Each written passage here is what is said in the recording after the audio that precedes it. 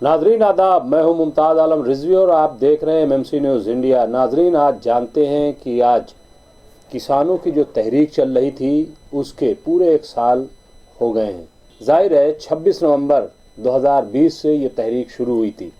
दरअसल किसानों का जो मामला है वो ये कि सबसे पहले जून 2020 में सरकार एक ऑर्डिनेंस लेकर के आई थी जिसमें 3 कृषि कानून बनाए गए थे और इसमें ये कहा जा रहा था कि दरअसल ये जो कानून आया है ये किसानों के खिलाफ है।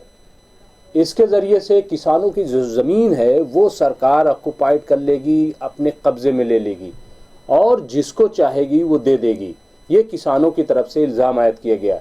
इसके साथ ही ये भी कहा गया कि जो मंडियां हैं उसको ख़त्म कर दिया जाएगा और एमएसपी जो सरकार की तरफ से किसानों को दी जा रही है वो किसानों को नहीं दी जाएगी।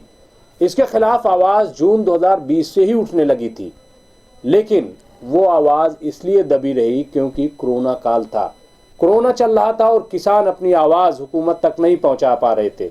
लेकिन हमने देखा कि सरकार ने उसका फ़ायदा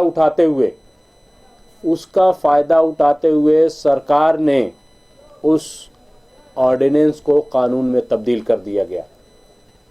कर दिया और जब सरकार ने ऑर्डिनेंस को कानून बनाया तो उसके खिलाफ पूरे हिंदुस्तान के किसान उठ खड़े हुए और रामलीला मैदान चलो का नारा दिया।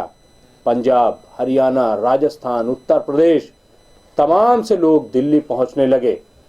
तभी सरकार ने कार्रवाई की और इन लोगों को बॉर्डर पर रोकना शुरू कर दिया।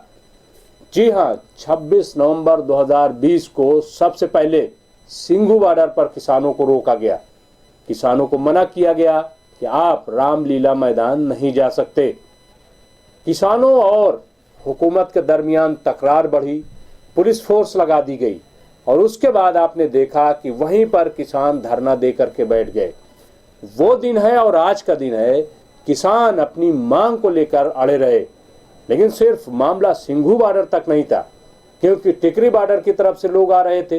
तो जब टिकरी बॉर्डर पर रोका गया तो वहां भी किसान धरना देकर बैठ गए और जब उत्तर प्रदेश से लोग रामलीला मैदान की तरफ बढ़ रहे थे तो फिर गाजीपुर बॉर्डर पर किसानों को रोक लिया गया।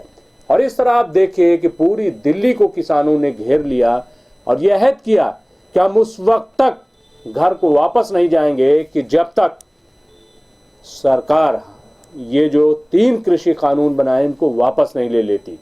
और आप देखिए कि सर्दी हो, गर्मी हो, बरसात हो, किसान डटे रहे। यही वजह है कि इसका असर इतना रहा। इसको दबाने की कोशिश की गई, कभी दहशतगर्दी का इल्ज़ाम लगाया गया, कभी गुंडागर्दी का इल्ज़ाम लगाया गया, गलत तरीके से। और सरकार ने बड़े पैमाने पर प्रसार किया, ये बताने के लिए कि चंद मुट्ठी भर किसान है, बाकी पूरे हिंदुस्तान का किसान जो है वो कानून के साथ है। लेकिन किसान डटे रहे, हिम्मत किसानों ने नहीं हारी और आखिर में हाल ही में वजीर आजम नरेंद्र मोदी को ये ऐलान करना पड़ा कि हम 3 कृषि कानून को वापस लेते हैं। लेकिन आप देखिए, ये अफसोसनाक है कि मुल्क का वजीर आजम ये ऐलान कर रहा है कौम से खिताब करते हुए कि हम तीनों कृषि कानून वापस लेंगे, लेकिन अफसोसनाक बात यह है कि किसान उस बात को नहीं मानते। क्यों नहीं मानते? इसलिए नहीं कि किसान हठधर्मी हैं, किसान जिद्दी हैं, किसान नासमझ है, इसलिए नहीं, बल्कि इसलिए कि सरकार पर भरोसा नहीं रह गया।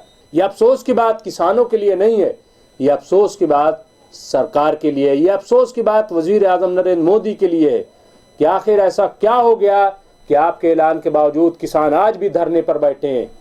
ये ज़रूर है कि आज जब 1 साल पूरे हो रहे हैं तो किसान जश्न भी मना रहे हैं। जश्न इसलिए मना रहे हैं कि बहरहाल वो सरकार जो एक शिक भी हटाने के लिए तैयार नहीं थी, 11 मीटिंगें किसानों के साथ हुई, लेकिन सरकार अपने कदम को पीछे लेने के लिए तैयार नहीं थी। किसान का कहना था कि सरकार अपने कानून को वापस ले और उसी पे वो अड़े रहे। यही वजह है कि आज वो खुशी मना रहे हैं। क्यों? क्योंकि उन्हें लगा कि कुछ भी हो, वजीर आजम ने ऐलान तो किया। अब देखना यह है कि जो 29 नवंबर से पार्लियामेंट शुरू होने जा रही है तो उसमें किस किस्म की कार्रवाई होती है। क्या सरकार अपने फैसले को वापस लेती है? और अगर उसको अमली जामा पहनाती है तो मैं समझता हूं कि आज़ादी के बाद सबसे बड़ी तहरीक ये साबित होगी कि जो सरकार को घुटने पर ले आई। तो बहरहाल अभी आप देखेंगे कि कैसे टिकरी बॉर्डर पर, सिंगू बॉर्डर पर, गाजीपुर बॉर्डर पर किसान डटे हुए हैं और उम्मीद ये की जा रही है कि अगर पार्लियामेंट में वाकई जो वजीर आज़म ने कहा है उस पर अमल किया गया और तीनों कृषि कानून वापस लिए गए तो फिर किसान अपने अपने घरों को लौट जाएंगे। और ये बात भी बतानी बहुत ज़रूरी है कि देखिए, कोई भी तहरीक यूं ही कामयाब नहीं होती है। हुकूमत की तरफ से कोई रिपोर्ट आई हो या ना आई हो, लेकिन किसान बार बार अपनी रिपोर्ट जारी करते रहे और उनका दावा ये है कि अब तक 700 से ज़्यादा किसान हलाक हो गए हैं, शहीद हो गए हैं। कुछ किसानों ने तो हमने भी देखा कि खुदकुशी कर ली सिर्फ इसलिए कि सरकार हमारी बातें क्यों नहीं मान रही। और इससे ज़्यादा एक बड़ा वाक़या हमने लाल किले पर भी देखा, मैं उसका शाहिद हूँ, मैं उसका गवाह हूँ कि कैसे किसान के साथ साथ वहाँ गुंडे बदमाश भी पहुँचे जिन्होंने लाल किले की बेहुरमती की, तिरंगे की बेहुरमती की और वहाँ पर दूसरा परचम फहरा दिया। बहरहाल ये सारी चीज़ें न होती अगर यही फैसला सरकार पहले ले लेती। अब देखना यह है कि और जो मामले हैं उस पर सरकार का रवैया क्या है। खुदा हाफिज़।